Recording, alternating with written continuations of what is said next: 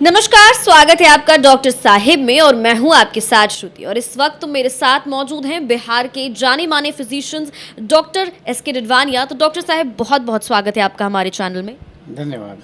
Doctor साहब, आज मैं एक सवाल लेकर आई हूं कि अक्सर लोगों के शरीर के कई हिस्सों में लगातार दर्द रहता है और सामान्य लोगों ने प्रेगनेंसी के बाद भी देखा गया है कि महिलाओं के जोड़ों में सबसे ज़्यादा दर्द होता है। और ऐसा क्यों होता है? देखिए, इसका सीधा जवाब देना तो मुश्किल है कि ये क्यों होता है, लेकिन हम इसको एनालाइज एज वाइज अगर करें तो कुछ हद तक हम कुछ कारणों पर प्रकाश डाल सकते हैं। जैसे कि हमें बहुत बच्चों में शिकायत मिलेगी कि इनके पैरों में दर्द रहता है, वो चिल्लाते रहते हैं, रोते रहते हैं। बहुत बार देखा गया है कि या तो उनको विटामिन की कमी, डेफिशिएंसी या कैल्शियम की डेफिशिएंसी, या बच्चों में खासकर ग्रोइंग पेन होता है। बच्चे की जब बोन्स बढ़ती है उसकी उम्र के हिसाब से, तो वो भी एक पेन एक तरह का करता है जिसे हम ग्रोइंग पेन कहते हैं। तो ये तो बच्चों में हुआ। बड़ों में हुआ उसी तरह बहुत सारे मेडिकल कारण हैं जिसमें पिन पॉइंट करना बहुत ही मुश्किल काम है, अनलेस कि हम उस केस को पूरी तरह इन्वेस्टिगेट करें। अगर उसमें दर्द के साथ और कोई भी लक्षण हैं तो हमको अकॉर्डिंगली उसके हिसाब से करना होगा। मुख्यतः कारण जो होता है एडल्ट्स में या थोड़ा ओल्ड एज में is vitamin deficiencies, mainly electrolyte imbalance, calcium deficiencies, phosphate deficiencies, ये मुख्य कारण हैं। इसके अलावा कई बीमारी, अर्थराइटिस एक वर्ड है जो जोड़ों में दर्द होता है और उसी में बदन में भी दर्द हो सकता है। उसके भी कई कारण हैं। हम उसे negative arthritis, pseudo negative arthritis या रूमेटॉइड अर्थराइटिस या कोई अर्थराइटिस, तो ये सब हम पिन पॉइंट नहीं कर सकते हैं। बदन का दर्द बहुत वेग शब्द है। मान लिया आज किसी को हार्ट अटैक होता है, उसको भी बदन में दर्द होता है। कहाँ पर होता है? वो हार्ट में होता है। उसके अलावा उसके बाह में भी दर्द होने लगता है, उसके हाथों में भी दर्द होने लगता है। तो हम उसको एक पिन पॉइंट नहीं कर सकते हैं, हमें उसे इन्वेस्टिगेट ज़रूर करना चाहिए।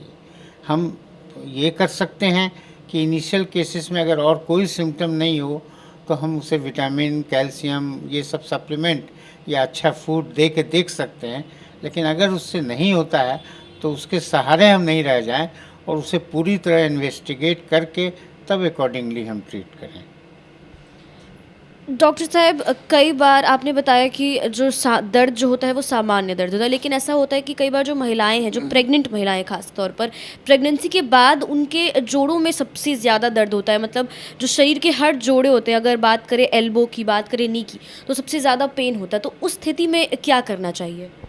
प्रेगनेंसी के बाद का जहाँ तक दर्द है, जैसा हम जानते हैं कि प्रेगनेंसी में बहुत चेंजेस होते हैं, तो इसमें भी जो इनके लिगामेंट्स हैं वो फैल जाते हैं और वो जब डिलीवरी हो जाती है तो वो लिगामेंट्स फिर अपने अपने स्थान पर आने की कोशिश करते हैं, या जोड़।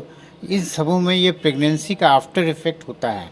उसका हमें और कोई उपाय नहीं है सिवाय इसके कि हम एक्सरसाइज करें, proper exercise according to the joints, जिस जॉइंट में दर्द है उसके अलावे एक्सरसाइज करें और पेन किलर्स लें।